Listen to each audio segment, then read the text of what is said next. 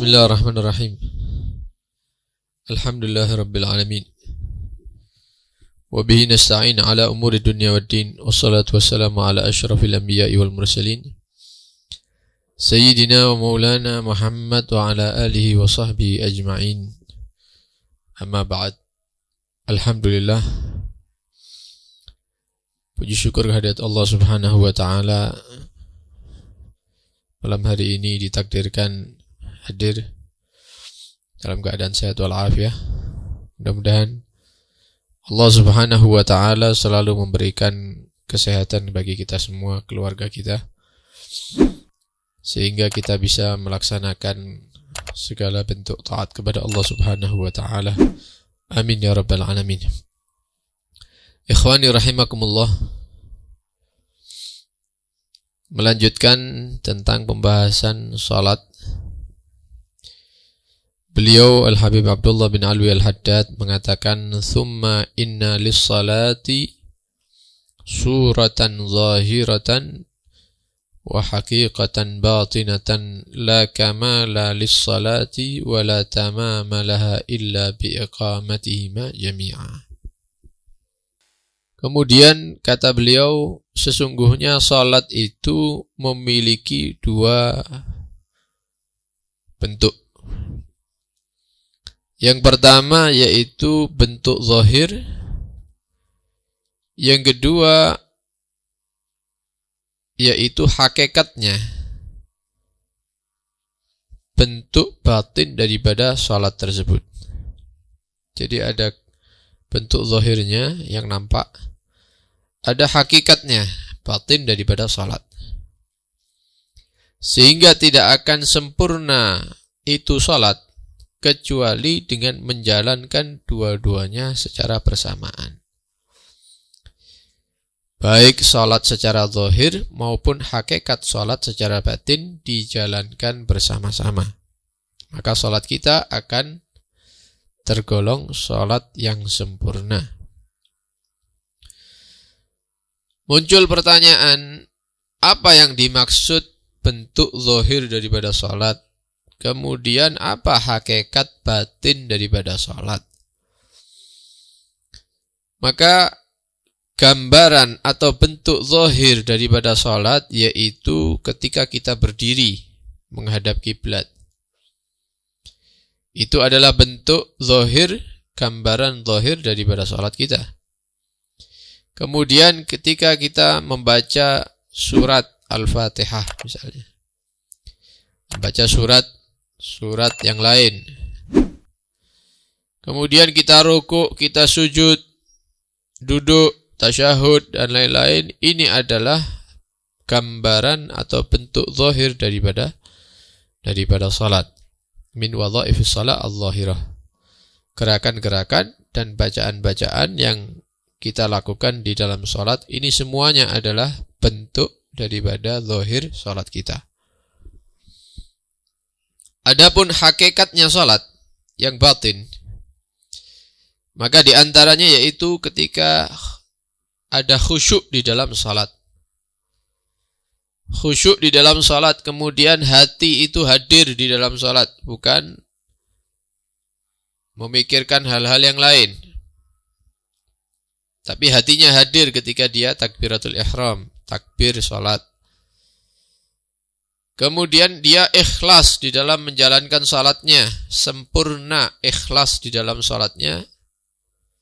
At-tadabbur wa tafahum, merenungi dan memahami lima'anil qira'ah wa tasbih, daripada makna-makna, arti-arti bacaan yang dia baca, baik itu bacaan Al-Quran ataupun tasbih ya, yang dia ucapkan ketika rukuk, sujud, dan yang lainnya. Jadi dia meresapi dan memahami bacaan yang dia baca di dalam salat. Maka ini adalah amalan-amalan hati di dalam salat. Jadi ada dua sisi salat itu. Sisi zahirnya yaitu yang dilakukan oleh anggota badan kita, ya, gerakan salat, kemudian bacaan-bacaan, ini adalah sisi zahirnya. nampak luarnya, casingnya sholat. Ada batinnya, hakikat daripada sholat, yaitu ketika kita khusyuk, hatinya hadir, ikhlas, kemudian meresapi dan memahami bacaan-bacaan yang kita baca di dalam sholat. Ini dua-duanya kalau kita lakukan. Gerakan bacaan sholat kita lakukan, zahir, kemudian kita khusyuk, hadir hati, ikhlas, memahami dan meresapi makna, batinnya kita lakukan juga, maka sholat kita adalah sholat yang sempurna. Sholat kita adalah sholat yang sempurna.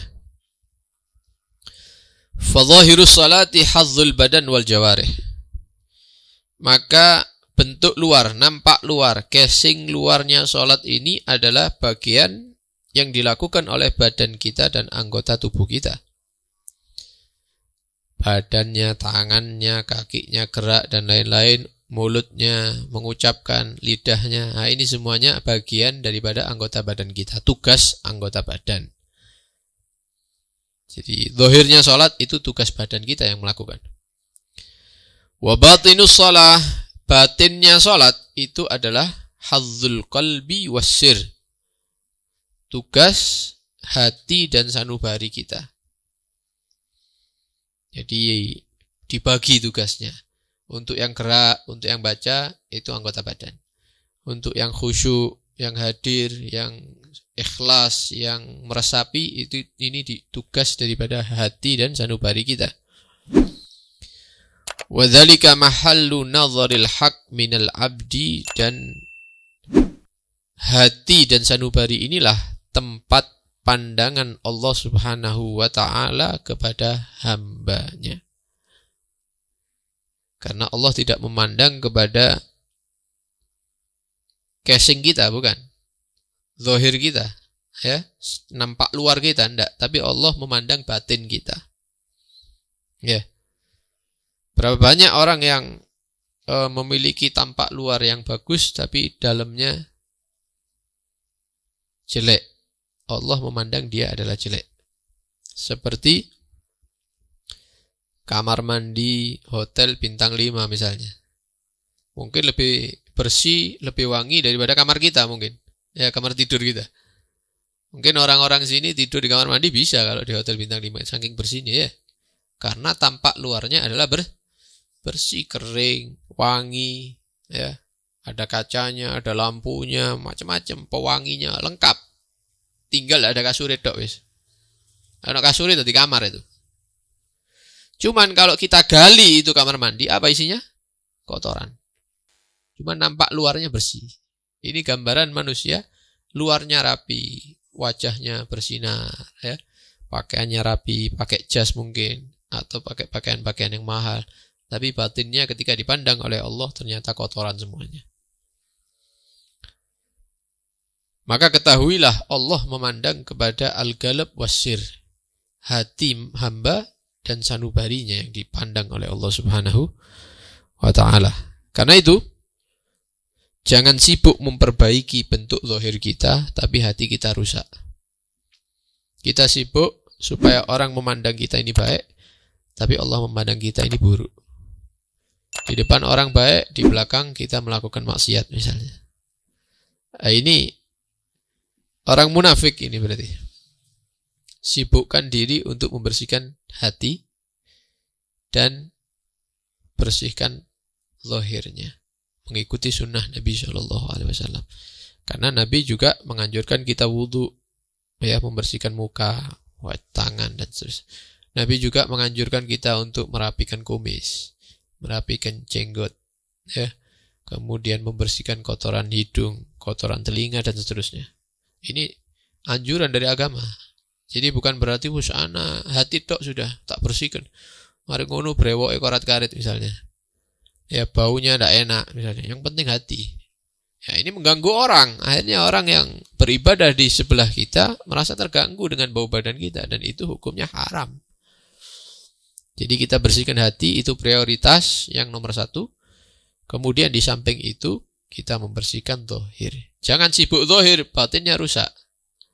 Tapi bersihkan batin, zahirnya juga dibersihkan. Kemudian meminta kepada Allah Subhanahu wa ta'ala Mudah-mudahan sebagaimana Allah membersihkan zahir kita, Allah juga memberi kekuatan kita untuk bisa membersihkan batin. Begitu. Qala al-Imam Al-Ghazali rahimahullahu ta'ala. Berkata Al-Imam Al-Ghazali, semoga Allah merahmati beliau. Mathalul ladzi yuqimu suratas salatil zahirah wa yaghfulu an haqiqatiha al-batinah kamathalil ladzi yuhdi limalikin azimin wasifatan maitatan la ruha fiha. Ini Al-Imam Al-Ghazali memberikan permisalan, contoh gambaran kepada kita. Apa kata beliau? Permisalan orang yang dia itu menjalankan sholat yang zahir saja, tapi batinnya, hakikatnya itu sholat, dia lupakan, dia remehkan. Yang penting sholat, ya, takbir, berdiri, rukuk, baca tasbih, ya, kemudian iktidal, sujud, gerakan-gerakan dan bacaan-bacaan saja. Hatinya ke tempat lain, khusyuknya tidak ada, misalnya. Memahami makna tidak ada sama sekali, hanya gerakan lisan dan gerakan badan saja. Maka orang yang seperti ini bagaikan orang yang menghadiahkan kepada raja. Jadi dia bawa hadiah kepada raja. Apa hadiahnya? Wasifah. Wasifah itu khadim. Dia membawa pelayan untuk bekerja, dihadiahkan kepada raja. Dia bawa pelayan, dihadiahkan kepada raja. Ketika disuruh masuk itu pelayan, ternyata pelayannya maitah, la ruha fiha. Sudah mayit, tidak ada nyawanya. Saya membawa hadiah buat Anda misalnya. Oh, apa hadiahnya? Pelayan. Oh, terima kasih. Mana pelayannya? Ayo, dibawa masuk, dibawa keranda misalnya. Ditaruh depannya aja. Ini pelayan yang saya hadiahkan kepada Anda. Kira-kira ya apa rojoni kira-kira? Ya, mungkin dibunuh orang ini mungkin. Ya, atau dipenjara mungkin. Karena dia apa? Mempermainkan ini. Ya, namanya raja berarti harus menyediakan hadiah yang pantas, menghormati begitu. Datang, ternyata apa? Mayit. Ya, mayat yang dibawa. Itu yang pertama. Wa mathalul ladzi yuqassiru fi iqamati dhahiris shalah. Permisalan orang yang dia itu sembrono di dalam menjalankan sholat yang zahir. Ada kekurangan-kekurangan. Bacaan Fatihahnya kurang pas. Kemudian dia sholatnya cepet-cepetan, ya. Zahirnya kurang pas. Ya, zahirnya kurang pas, ada kekurangan-kekurangan. Kamatsalil ladzi yuhdi ilal maliki wasifatan maqtu'atal atraf mafqu'atal ainain. Dia menghadiahkan pelayan kepada raja, ketika hadiahnya dimasukkan, pelayannya masuk, ternyata apa? Tangan dan kakinya terputus. Dua matanya tidak ada. Sudah dicongkel. Hanya manusia hidup, kepala dan badan saja. Mau diapakan pelayan seperti ini? Ini bukan memberi pelayanan.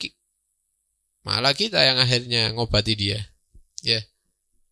Membiayai, ngasih makan dan lain-lain. Buat repot ini berarti, bukan memberikan bantuan ini, ya. Dihadiahkan kepada raja yang seperti itu. Hadiah seperti itu. Fahuwa walladzi qablahu, maka yang terakhir ini dan yang sebelumnya, yang menghadiahkan mayat tadi itu, ya. Zahirnya tok tapi tidak ada khusyuk sama sekali. Yang terakhir dan sebelumnya muta'arridhani minal malik bihadiyati ma lil iqab wan nakal. Maka dia menjerumuskan dirinya, ya, dengan hadiah yang mereka berikan kepada raja itu. Menjerumuskan untuk apa? Untuk raja itu menghukum mereka berdua karena hadiahnya. Karena hadiah hadiahnya akan disiksa, akan dihukum. Kenapa? Listihanatihima bil hirmah. Ya. Karena mereka itu meremehkan, keduanya meremehkan daripada keagungannya raja. Wastighfafihima bihaqqil malik. Meremehkan dan merendahkan. Tsumma qala, kemudian Al-Imam Al-Ghazali mengatakan, fa anta, maka kamu, kalian, tuhdi, menghadiahkan sholataka, sholat kamu setiap hari, ila rabbik, dihadiahkan kepada rajanya raja, yaitu Allah. Inti sholat itu hadiah. Sholatnya inti disodorkan ke Allah, inti hadiahkan kepada Allah. Fa iyyaka an tuhdiha bihadhihi sifah. Hati-hati. Kalau memberikan hadiah kepada Allah, jangan seperti orang-orang tadi. Menghadiahkan hadiah yang sifatnya malah merendahkan. Meremehkan raja. Raja saja kalau diremehkan marah, apalagi penciptanya Allah Subhanahu wa taala. Inti sholat, sekedar sholat inti hadiahkan kepada Allah. Sholat tidak kena. Ini hadiah yang meremehkan dan merendahkan Allah.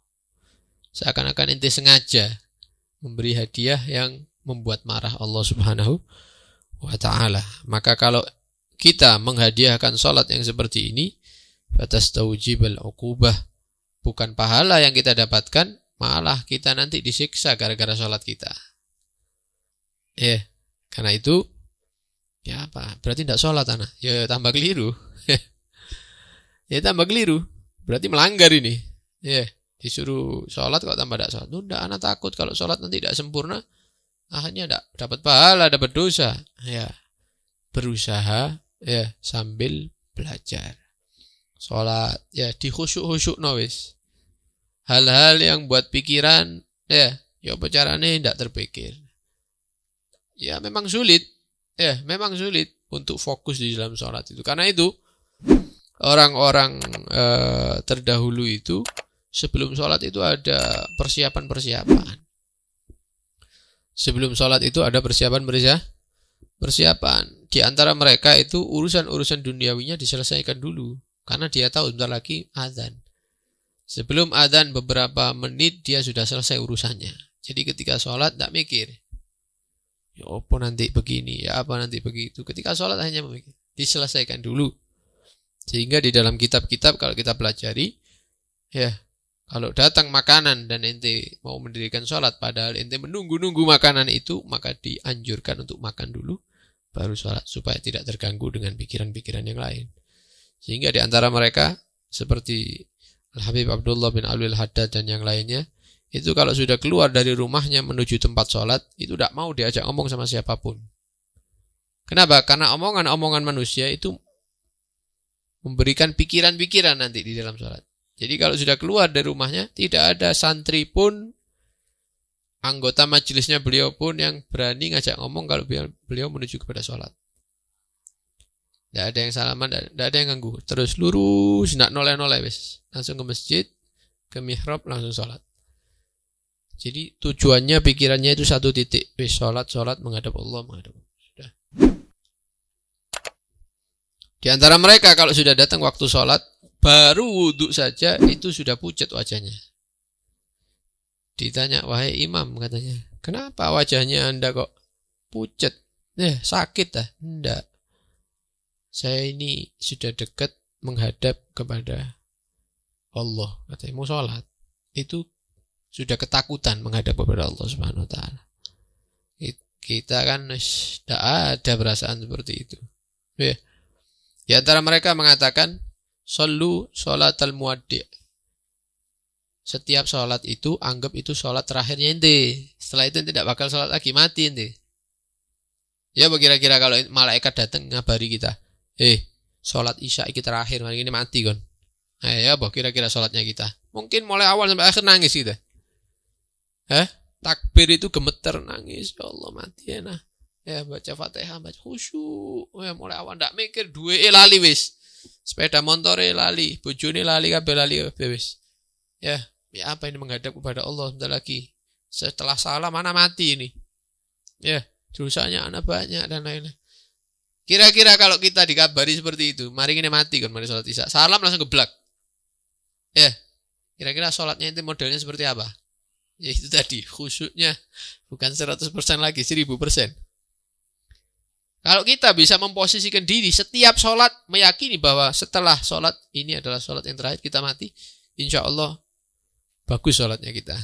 Itu orang-orang dulu seperti itu, mewasiatkan setiap datang waktu sholat, sholato seperti sholatnya orang yang mau pamit, mau mati. Jadi mereka sholatnya itu kayak wis terakhir iki sholat, wis harus sempurna. Lagi bertemu dengan Allah. Kalau kita kan enggak, kok tahun ngarep anak zuat, ya, 2 tahun lagi anak mau beli mobil, berapa tahun lagi anak mau buka usaha ini, ya, nanti anaknya anak umur sekian, ya, kapan iling mati ini, enggak mati-mati ya ini, ya, ini mau sholatnya mau berkualitas ya apa, angan-angannya terlalu jauh, karena itu diusahakan supaya setiap hari, setiap minggu, setiap bulan, setiap tahun sholat kita ini semakin berkualitas. Ya, makanya jangan sholat sendiri. Ya, karena apa? Karena manfaat daripada sholat berjamaah, walaupun kita khusyuknya hanya beberapa persen saja, barokatul jamaah, karena berjamaah kumpul, sholat kita diterima sama Allah Subhanahu wa ta'ala. Ayo, menghadap raja, cuman hadiah cilik-cilik, tak apa-apa dikelompok. Dia punya uang berapa? Ana 50.000, kon piro? 50, ya ente 20. Tak apa, kumpulkan semua. Berjamaah ya. Kumpulkan, dapat misalnya berapa? 1 juta, 2 juta. Dihadiahkan kepada raja. Raja ini ndelok, oh seakan ini mau ngasih ana 50, malu dia, makanya ngejak konco ya. Seakan tidak teko wis. Ya, karena niatnya bagus, tak terima hadiahnya. Begitu. Khusyuknya belum tentu kan ya. Tak tahu berapa persen khusyuknya kita ini. Mungkin awal ledok mungkin atau ada duit mungkin. Kalau berjamaah, berkatnya jamaah diterima sama Allah. Karena itu, kalau orang cerdas, tidak mungkin tinggal sholat jamaah. Karena dia yakin dengan berjamaah sholatnya pasti diterima. Nah, kita sholat sendirian, kemudian seperti yang tadi itu, bukan pahala yang kita dapat. Malah disiksa nanti di akhirat karena sholat kita. Ya, karena itu kita mohon kepada Allah Subhanahu wa ta'ala. Mudah-mudahan Allah Subhanahu wa ta'ala membuka hati kita. Mudah-mudahan Allah Subhanahu wa ta'ala memberikan hidayah kepada kita, sehingga bisa menjalankan sholat baik yang zahir maupun hakikat yang batin, sehingga sholat-sholat yang kita lakukan adalah sholat-sholat yang sempurna. Mudah-mudahan kita selalu diarahkan kepada Allah Subhanahu wa ta'ala untuk selalu bisa menjalankan sholat dengan berjamaah. Dan mudah-mudahan apa yang dirasakan oleh para ulama, para kaum salihin di dalam sholatnya, mudah-mudahan kita juga bisa merasakannya. Amin ya rabbal alamin. Sallallahu ala sayyidina Muhammad wa alihi wa sahbihi wasallam. Alhamdulillah rabbil alamin. Wassalamualaikum warahmatullahi wabarakatuh.